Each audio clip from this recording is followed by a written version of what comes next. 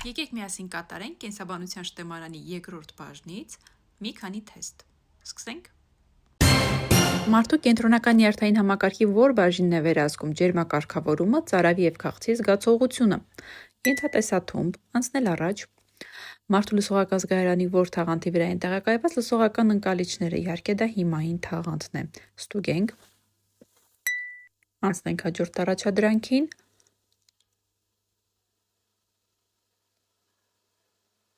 Ինչ են իրականացնում մարդու գլխուղեղի կամրջի նեյրոնները։ Գլխի դիմային մկանների նյարդավորում իրականացնում են գեղձերի հյութազատում, իրականացնում են կապը երկարավուն ուղեղի և ուղեղիկի մեծ կիսագնդերի միջև իրականացնում են, չեն իրականացնում վերջույթների մկանների և մաշկի նյարդավորումը։ Ստուգենք,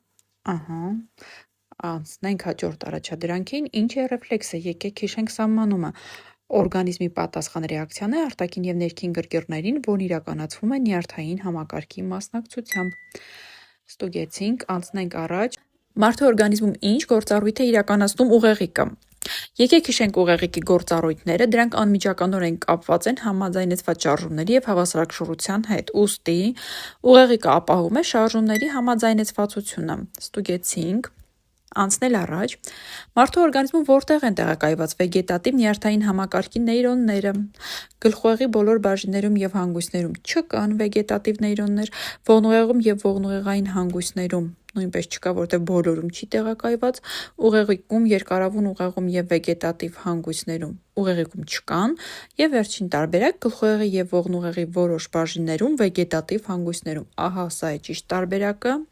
նշենք, ստուգենք, անցնենք առաջ։